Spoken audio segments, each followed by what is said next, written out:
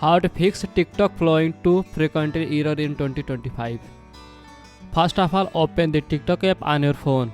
Tap on your profile icon. Tap on three horizontal line on the top right corner. Select setting and privacy. Scroll down to the bottom. Tap on report a problem. Select interaction. Tap on flow. You can choose flowing too fast. It's your problem resolved. Tap on no. Select need more help.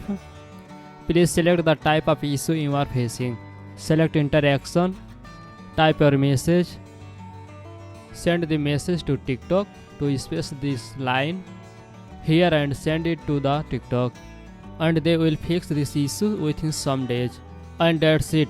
By following this step, you will fix the flowing to frequently error to keep your TikTok account safe. If you found this video helpful, give it a thumbs up, subscribe to our channel and hit the bell icon for more tips and tricks. Thanks for watching and see you in the next video.